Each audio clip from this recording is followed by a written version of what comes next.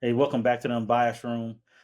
Today marks the official 50th day until college football starts.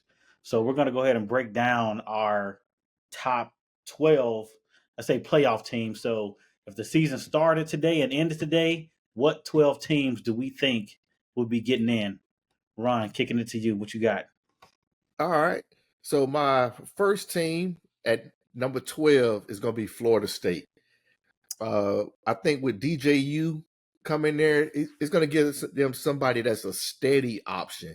He may not be as dynamic as Jordan Travis, but he's still a good, quarterback. So I Yeah. got Florida State at 12. At 11, I have Miami. I think with the additions of Cam Ward and Damian Martinez on the offense, I think that's going to elevate them a notch. And I'm hoping that Mario Cristobal has learned some lessons from last year, right? And has Miami. I have Miami winning the ACC this year. At 10, I have Michigan. At 9, I have Ole Miss. I think this is Lane Kiffin's opportunity to kick in the door and to make a name as a college football playoff contender every year. Uh, he has Jackson Dart returning at quarterback. His defense has gotten better and better each year. And he had a lot of good transfers come in. So I'm rolling with Ole Miss at 9. At 8, slow but steady, Penn State. They're always in the hunt, but they just could never beat Ohio State and Michigan. But again, they got a good team coming back. At 7, I have Alabama. I think with the loss of Nick Saban, you got Kalen DeBoer coming in, but I do think that the stable's full. I think they have a lot of good talent there. You got Jalen Miro coming back for his second year, and he grew in that latter half of the season. And I just think that Alabama at 7, they're going to make some noise. At 6, I have Utah. They're just flat out the best team in the Big 12. At 5, Notre Dame. I think the addition of Riley Leonard at quarterback is going to help them. And then their schedule is fairly easy. At 4, I got Oregon. I think Dylan Gabriel. I think he's been playing 6 years, and I just think he has a lot of experience. Kind of like what Bo Nix brought to them last year. They've got a slew of transfers that came in that's good, like the additional wide receiver Evan Stewart. So I got them at 4. At 3, I got Texas. Quinn Ewers and Texas and Steve Sarkisian. I think they're ready to make to come into the SEC and make some noise. At 2, I got Georgia. I think Georgia is going to struggle some. I still think they're going to be great, but I think they're going to struggle because this is going to be the first time that they're really going to have to play a lot of great teams inside the conference that they haven't had to play because they were in the SEC East. And then last, I got Ohio State. They're my preseason number 1. I'm not saying that they're going to win it all, but they have a lot of talent. I think Ryan Day has done a great job. The biggest question mark for me is how does Will Howard translate from Kansas State to Ohio State? But that's what I have. I mean, Um, that's a good list. yeah, I agree, man. It is a good list, and I'm gonna get into my list, and it was pretty similar. But starting off at number 12, I got Arizona. Right, this is Mm. their first year. Yeah, yeah. Even though Mm-hmm. they lost their head coach, Jet Fish took the job at Washington, but I Mm-hmm. think with all the returning production that they have on offense, in particular, right, with their quarterback and their wide receiver combo, man, they're going to be a problem. So I got them at 12. At number 11, I got Mizzou. Although, right, SEC, is tough. They have a very favorable schedule. Their toughest game is at Bama. Outside of that, all their tough games they get at home, and they return all their offensive production from last season. They did lose their D coordinator to LSU, Mhm. but I don't think that's going to slow them down. Right, they're still going to score points. Um, at number 10, I have Ole Miss. Ron, like you alluded to, Lane Kiffin, I think it's just his time, right? He's always fell short by a game or two. But with them bumping this to 12 teams, I think he gets in there. And they did very well in the transfer portal. At number 9, I got Penn State. Like you said, we didn't bumped up to 12 teams. They could never get over that hump. I thought Yep. James Franklin was going to lose his job, man, just because he has such a poor record versus the top teams, that being Michigan and Ohio State in the Big Ten. But I think, like I said, them, 12 teams, they get in there. At number 8, I got Florida State. They lost a lot, but they also picked up a lot. They had a good recruiting class, and they also picked up a bunch in the portal. And I think they'll come back ready to do work, especially with the addition of DJ Ugalele, however you say his name. But yeah, I think he's a veteran quarterback. He's going to provide that veteran presence. So I think he's going to be well. At number 7, I got the Utah Utes. Um, they might be one of the most consistent teams in college football. Kyle Whittingham is a stellar coach, defensive minded. Mhm. They got Cam Rising, who feels like it's his 10th year playing college football, um, calling the shots at quarterback. They're going to be good. At number 6, I got Notre Dame. They have an easy schedule. Um, week 1, they're at Texas A&M. That's their toughest game of the year, right? They have the potential to go undefeated. Um, I know they're at USC. Who knows if they're going to be? But we know they're not going to be good defensively. We've seen that. But I think Notre Dame has a shot to get there. At number 5, I got Roll Tide, Bama. Right, I know y'all probably wasn't expecting me to have Bama this high, but even though Saban retired, right, the GOAT of college football, even though he retired, there was a transition point where Bama lost a bunch of commitments, a bunch of recruits, people transferring. Um, but Kalen DeBoer has showed me that he wins wherever he goes. And I don't think that's going to stop. They had a lot of young talent there last year. He just needs some guys to step up. Jalen Milroe, Ron, as you alluded to, this is his second year with a better offensive-minded coach. I think he's going to do damage. Is he going to put up Heisman numbers? Maybe not, because I think y'all probably have. I say y'all are top 4, top 5 running back tandem that y'all have in the backfield there. So I think y'all are going to be running the ball a lot. I think it's going to be good. Okay. At number 4, I got Oregon. They picked up Dylan Gabriel. They also got Evan Stewart out of the transfer portal. They didn't lose a lot. They're going to be good. At number 3, I got them Longhorns, baby. Right? We returned a lot of production. I think we're going to have one of the best offenses in the country. I think we have the, top 3 offensive line in the country. We're going to be good. We have some missing pieces on the D line, right? We lost Tavondre Sweat and Byron Murphy, our 2 interior D linemen, but our edge is where we're going to make our money this year. Our pass rush is going to be very good this year, which we didn't have last year. It was decent, but this year's a whole nother level. At number 2, I got Georgia. As Ron alluded to, I do think they are going to struggle just because of the competition in the SEC, top to bottom this year. It's not gonna be easy as it was last year or the year prior to. Um, they will be good. I think they also have one of the best running back rooms in the country. Carson Beck, I don't have a whole lot to say about him. He hasn't proven anything to me, and he's like number one on everybody's Heisman's list. But he's gonna have to show me. He's gonna have to show me. I don't see it.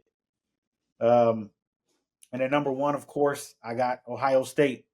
I think they have the best running back room in the country. I think both of those running backs will get drafted. With the addition of Will Howard, right, coming from K State, he's a gunslinger, right? My only problem is, you know, being in the Big 12, Texas, playing against him, he likes to throw it to the other team. And you throwing it to the other team doesn't change when you go to another team. So we're going to see, how, they have the offensive coordinator that they hired, Chip Kelly. Chip Kelly is the offensive coordinator. What things are they going to do to make him comfortable throwing the ball, right? Because he has a big arm. It's just, what are they going to do? But I do have them at number one. They did return the most production in all of college football. Ryan Day somehow convinced everybody on his defense to come back for another year to run it back. So, we'll see. I know Ron didn't talk about who he got just on the outside. So I have on the outside at 13, I got Michigan. They lost a lot on offense. Defense, I still think they have 5 or 6 players that end up getting drafted in this upcoming draft. But I just think on offense, man, the quarterback is such a big piece. And when you lose somebody like J.J. McCarthy, it's tough to overcome, right? Whoever is starting in that position, it's going to be year one for them. And it's always tough to be year one as a starting quarterback and to be able to, to come in and do damage right away. So, yeah. All right, that's a solid statement, man. Because lost a head coach, they lost production in the backfield, quarterback. Yeah, and stuff like they lost a lot of things to the end to the big leagues. Hey, all 5 offensive linemen too. Yeah. So, all right, man. So I'm gonna try to get my list in here. It might not be as eloquently said as y'all, but at number 12, I got Missouri, man. Right. So Missouri has probably one of the better quarterbacks in the SEC and a good receiver in Burden. So that's going to be a good combo to watch and just see how they play out their schedule. They have a favorable schedule, right? So at number 12. At number 11, I got Miami, man. And the reason I'm having them at 11, they start off the season against Florida, so it's going to be a good to see where exactly they're at, right? Cam Ward was a surprise. He was going to the league, and all of a sudden he changed his mind, he's coming to Miami. That was a big pickup. We lost some offensive production, some defensive production to other teams, right? But I think Miami is going to be very competitive, and Mario has to fix those coaching woes he had last year. Can't let that happen, right? Number 10, I got Penn State for the same reasons. They knocking on the door like 3 years in a row. They just can't get over the hump. But now with the expanded playoff, they might be able to sneak up in there. At number 9, Alabama. Alabama is not going to be a bad team. I have them lower because I feel they're better talent in the SEC, right? But Bama's still going to be a powerhouse team in the SEC. New head coach, they had a few transfers. Just going to see how year one of their system plays out, right? Jalen Milroe is still a beast. Like, we saw him come alive after that USF game last year, and he played well. So, at number 8, Utah Utes. They have Cam Rising coming back. A well-balanced team. They run the ball. They play defense, and they have a good pass rushing, right? At number 7, I got Ole Miss. Like y'all said, man, Lane Kiffin's been waiting for his turn. And he's been overshadowed by Georgia, Bama, all these other big names. And everybody's kind of the level playing field for him is now there, right? So he has a good quarterback room. good returning team. It's time for him to make some noise, though, right? He has to lead his team. Surprisingly, I got Florida State up high at number 6. They have a good quarterback this year in DJ. DJ's been in the ACC in the past with Clemson, went out west, and now is back in the ACC. They picked up some transfers from Alabama. So Florida State, I mean, they were undefeated, left out of the playoffs. Not a bad call, but I think they have a lot of talent. And I think they're the premier team in the ACC this year. You know, Miami hasn't knocked them off to be up there for me. Oregon Ducks, I got them at number 5. It's going to be awesome to watch Ohio State play Oregon. That's going to be a circle game for me, right? That's going to be a great matchup. Oregon was a few plays away from being, I think, what was it, that rolling out pass against Washington? That play goes about way. that, man. That play goes their way. They're in the final, in the college playoffs, making noise. Great defense.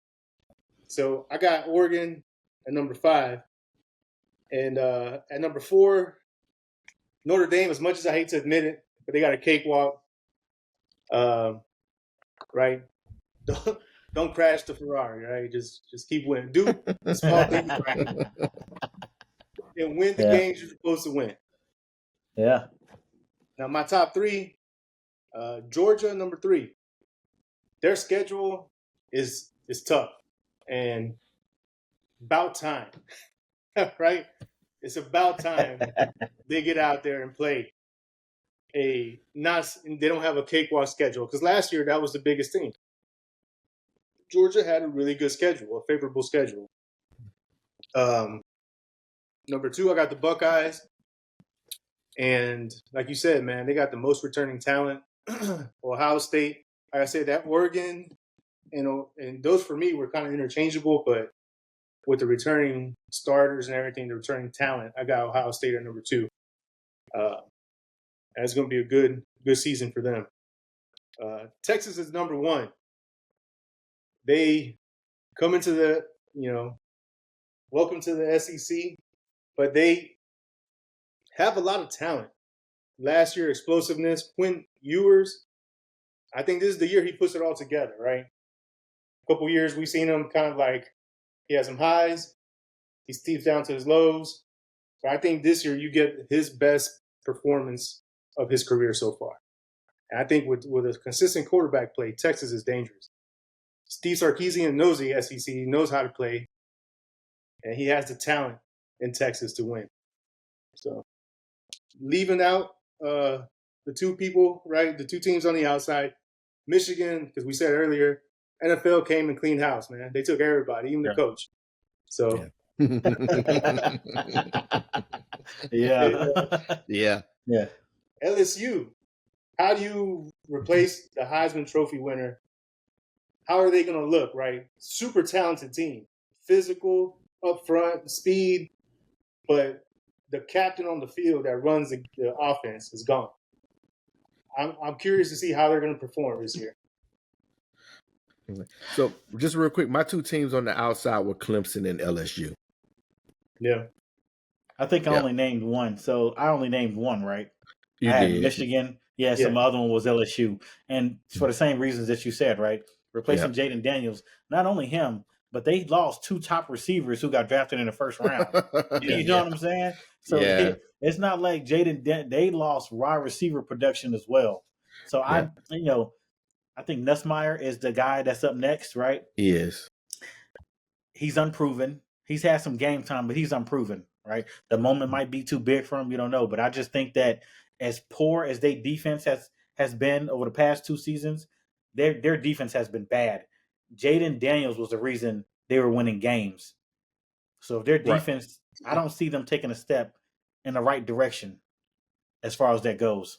Yeah, so I disagree with you there. I do think they're going to get better on defense. So they are the ones that has Missouri's defensive coordinator, former defensive coordinator. Yes. Yeah. And I do think they're going to be a lot better on defense. I still don't think they got a disruptive defensive lineman like they've had in the past. But I think they are going to be a better unit this year. And last year, like you said, they were flat out bad last year. Yeah. So what I meant by that, I meant like it's not enough. Their defense won't be good enough to move the needle. Their Okay. offense is already not going to be there, right? So normally, if your offense is just okay and your defense is stellar, your defense moves the needle a little bit. I don't think their defense is going to move the needle. I agree, man. And I know you said Clemson was another team, man. That's one of these, something interesting. The teams that didn't take transfer portal people is Air Force, Army, Navy, and Clemson. Clemson is shooting themselves in the foot, man. They would be a top 5, top 6, maybe. Bring talent when you need help right now. So yeah, just I do think that is Dabo's biggest issue, and I think anybody will say that. It's going to be I think this is going to be a very crucial year for him.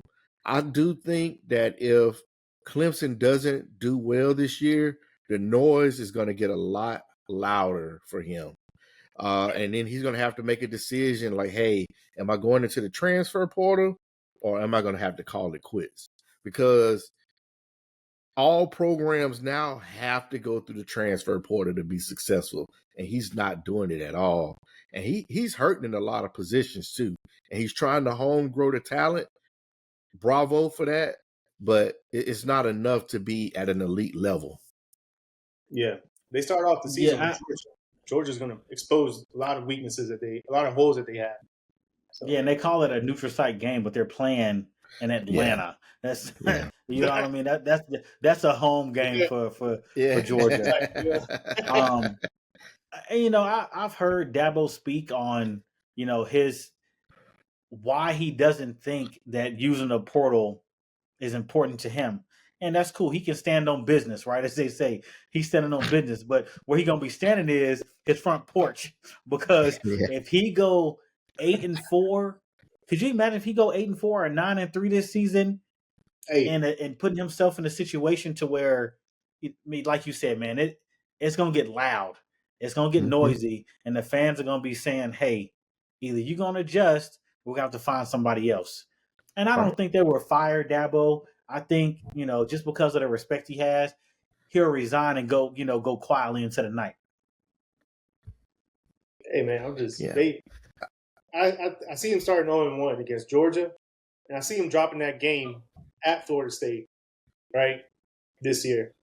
So there's 2 losses there, and then they have a not an easy schedule, but not a difficult schedule either. But we'll see. A 9-3 is a big failure for Dabo and Clemson. I disagree with that. I think as long as I think Clay Kupnick was starting to get better again as the season went on last year. And you got to remember, last year was still an adjustment. They had offensive coordinator Garrett Riley. He had just got there, right? So I think they have the pieces in place to make that run.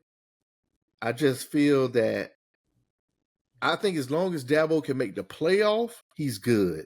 But if he doesn't make the playoff, or he's like 3rd or 4th place in the ACC, then I really think he's going to be in trouble. But if he's in the hunt all season for a playoff spot, I think he'll be okay. We'll see, man. Yeah. My Canes are going to come up this year. Okay, so so let me ask you this, right? With the SEC being so tough, do you think that let's just say, for instance, a 3-loss Ole Miss team gets in over a 2-loss Clemson? What? You asking me? Let me take a stab at it. Right? Just if somebody can answer first. Okay. Can you hear me? You go ahead. Because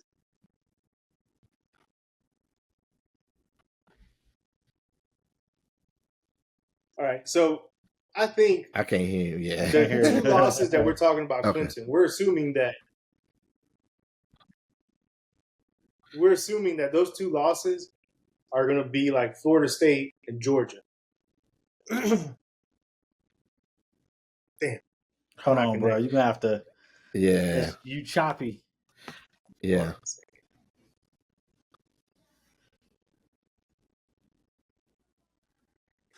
All right, let Ron go while you figure out your Okay. technical difficulties. All right. So it just all depends on how the strength of the ACC is this year. And, I do think the ACC is going to be a lot better. Of course, we all know what happened last year and how everybody felt about the ACC. But I think Florida State's going to be strong. I think Clemson's going to be strong. I think Miami's going to be strong. You still got North Carolina State, Virginia Tech. So you got some teams in there that can, but of course, the biggest thing is I do think Ole Miss, I think any team from the SEC right now could get in with 3 losses. It just all depends on who them 2 losses for Clemson were. Now, if it's Georgia, I don't think that matters, but I think if it's somebody like, a North Carolina or North Carolina State, I think that's when the roads start to get choppy. Okay. Because I'm saying, okay, like Ole Miss, right? Ole Miss schedule isn't bad. So if Ole Miss loses to, let's say, Georgia, and they drop another game to, let's just say, Florida, right? Okay. What if Florida's not good? They're not good, but they take an L.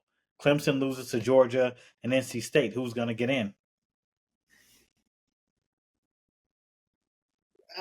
It's tough, man. It's tough to answer that because Georgia's a quality loss. I mean, I guess you would say quality on quantity, but Georgia's Georgia, right? They lose to Georgia, we get it. But then you lose to another team that is not you should not lose to. And I already don't see them being. I see them being a number 3 team in the ACC. So I would. And I don't know how they're going to pick these teams, right? We're going to have 2 representatives from each conference or best deserving, right? You talking about for the playoff? Top 12. It's top 12. 4 power conference champs. Yeah. 1 Looking group at of the schedule, 5. if they drop an NC State, that's later in the year. That's going to drop them out of the top 12. So Clemson really, after Florida State, you can't lose. They're in a situation where after Florida State, you can't lose because that's week 5 or something for them. So, yeah, they would and be the rest out. of their schedule is pretty cupcake, yeah. Yeah. So they would drop out of the top 12 then. And if Ole Miss has some quality wins against, better talent, of course the discussion will be there, like, oh, who should be in? But the better team, I guess at that point would be Ole Miss if they have better quality wins. Yeah, I mean, realistically, man, Ole Miss's schedule is not. It's pretty favorable. You know what I mean? Mm-hmm. Outside of going to Florida, they get Oklahoma at home. They get Georgia at home. They get Kentucky at home. They have to go to LSU, which I think might be the toughest place to play if it's a night game. Death Valley at a 8:00 kickoff is. I don't care if LSU good or not. That's a tough place to play. You know what I mean? That could be a 5-7 LSU team, and Death Valley is still Death Valley.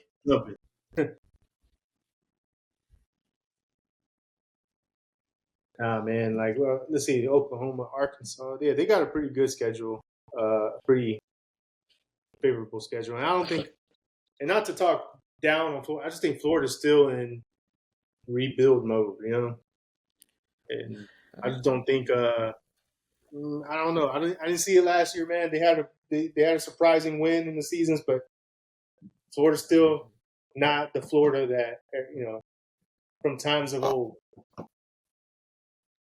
Yeah, they're not, but I'm thinking they're going to be right around that 7-6 mark. Mm-hmm. That's pretty much where I got them 8-5, 7-6. They got the toughest schedule in the country. Hey, if they go 7-6, Billy Napier will not be there next year. I disagree. It depends on who his he's beating. Is hot. It's hot, but the thing is, it depends on. Everybody knows he has the toughest schedule. Yeah, right? He had one of the top recruiting classes this year. He's yeah. starting to build the program up. I just think now, if he's, like I said, if he only wins like 3 or 4 games, then yes. But if he has them above 500, I think he gets one more pass. Hey, man, I'm looking at their schedule. This shit is Yeah, tough. that's all. It's the toughest schedule in the country. Oh my! Miami about to rock So them. Miami week 1. Okay, let's just say they lose that game, right? Mm. Potential Mhm. loss. So they're 0-1. Then they play Samford. They're 1-1. Texas A&M, that's a toss up. Let's split that one since they lose to Miami. We Mhm. get them the Texas A&M game and beat Okay. Texas A&M. Now they 2-1. Mississippi State 3-1. UCF 4-1. Then they got a stretch where they play Tennessee, Kentucky, Georgia, Texas, LSU, Ole Miss, Florida State. Mm. He got the potential to go on a 7-game losing streak. He Bro, does, but he also And got the that is potential to tough win. because they're at Tennessee. They're Right. Georgia's right neutral Saint Jacksonville. They're at Texas. They get Ole Miss at home, and then they're at Florida State. hey man, I mean, it's L's gonna be a handed out chance like he could Oprah win handed. some of them. You get an L. You get an L. You get. So what I'm gonna be honest with you, I think Florida is gonna be a surprise team. They might shock somebody and knock somebody off. I think they might be one of them teams that beat Georgia this year, or get Ole Miss at home, or come to Texas, and they ain't gonna come to Texas and do nothing. But they got a chance to upset somebody, to not to say ruin somebody's playoff hopes, but maybe knock off one of the top teams in the country. Yeah, because I think their defense is going to be decent. They just need Graham Mertz to be. He has to be a difference maker and not a game He manager. does. And I Mhm. think they'll be better if he can be a difference maker. They'll be decent. Yeah, I think the loss of Trevor Etienne kind of hurt him because he was a big weapon for them on offense, and He plus was. that wide receiver, I can't think of his name right now. He was pretty good too. They said that they're freshmen though. It's about DJ Lagway. No. The receiver that was a freshman last year. Okay. Eugene Wilson. Okay, gotcha. Yeah. Yeah. So like I said, I wouldn't be surprised if they. Like I said, I'm giving them 7-6. That's why I think they're gonna fall out at. I think they're gonna sneak up on some teams, and win. And then I think Napier's gonna do just enough to keep his job. Just enough to keep his we job. shall see. Yeah. That dumpster fire Yeah. fire is Florida. I cannot.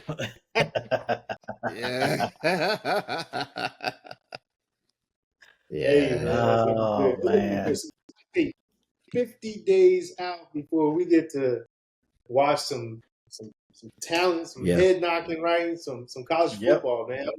I mean, it's been a long off season, Oh my goodness. Yeah. man. Yeah. About to- It's been good to hear like the spring game, not spring game, but the meetings and stuff like that. I know the Big 12 has had theirs already. Yeah. Media So days. it's good, man.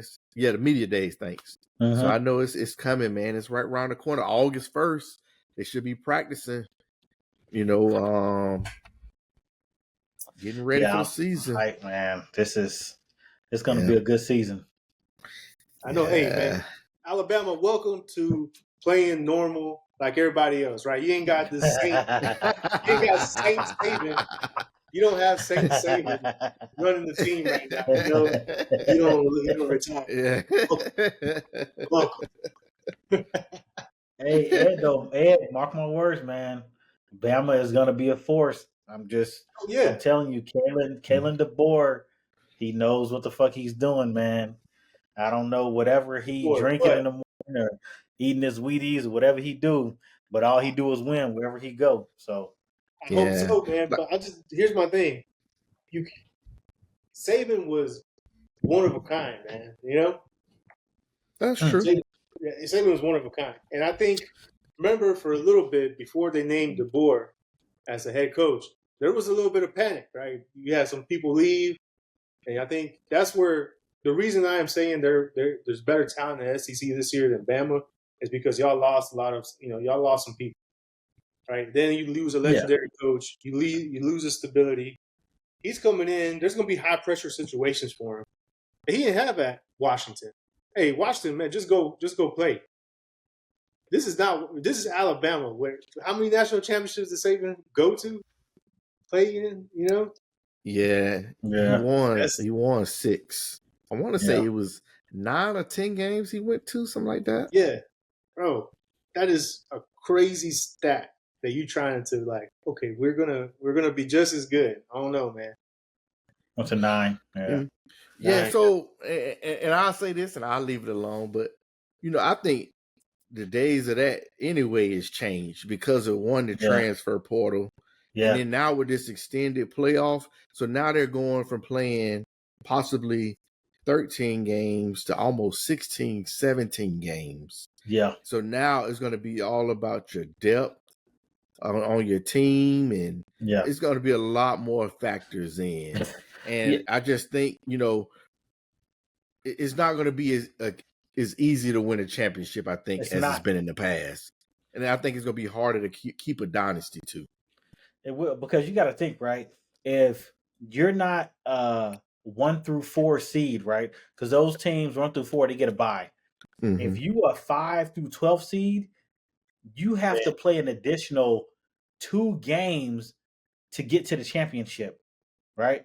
So we're not even talking about conference championship. So you got your regular 12-game season.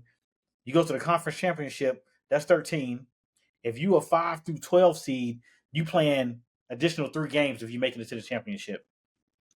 That's crazy. Here's my counter to that, right? Nick Saban had the deepest bench in football for many years. It wasn't until recently that Georgia and them, right? They were right there. They have 4 stars, 5 stars, just waiting. They're just waiting to play, right? So I think that would have favored, right? A 12-team playoff last year would actually favor Alabama because they had a deeper talent, deeper bench than some of these other teams that they would have had to go to, right? But that's where I'm worried about. Is DeBoer going to be able to recruit and maintain top 5 recruiting classes to compete in a 15-plus game season? Okay, so I'm not going to lie. So I was kind of cool on DeBoer when he first got hired. But for the last 2 months, man, he's been killing the game in recruiting. We got a 5-star quarterback coming in, 5-star lineman. I mean, like, he's still recruiting at the same pace that Saban was. It's just the thing is he's not Saban. But I think what's going to be really crucial for him is how this season plays out. I think if he goes in and he's 10-2 and he makes the college football playoff, I think everything will be the same. If he comes in and he goes 8-4, I think he loses some of that momentum that he's gained over the spring. And that's why I said it's going to be crucial what he does on the field. I think he has enough talent to get to the college football playoff. I'm not saying he's going to win it all, but I think he has enough to get to the college football playoff. Yeah, and I back to what Ed was saying about Bama stacking talent on talent, right? That doesn't apply anymore because of the transfer portal and the NIL. Yep. So players don't care about if you a big name program and you open up your fucking pocketbook, the players are going to come to you. Hey, the players are going to come to you because you got a lot of players you got to think about, man. Most of these athletes come from single-parent homes, right? Don't have a lot. So if Florida, a kid from Texas, if Florida's going to offer him, $600,000, he signed an NIL deal for $600,000 over the next, let's say, 3 years, he's going to take that. Even if going to Florida wasn't his dream school, they paid him the most money. Mm-hmm. Yes, sir. Hey, it has turned into a business. You're going to be able to get talent from anywhere. and the amount of players that hit the portal, it's crazy. Hey, man, I saw that stat. Oregon Ducks, unlimited NIL resource. Oh, yeah, Phil Knight, man. Yeah, Phil Knight. Woo. 86 years old. He said, "Hey, that's what I said. Yeah, yeah, he want to see them win a championship." Man. Hey, put me in, coach. I can throw it. You know what I'm saying? yeah. I used to be able to throw a football ball down the road.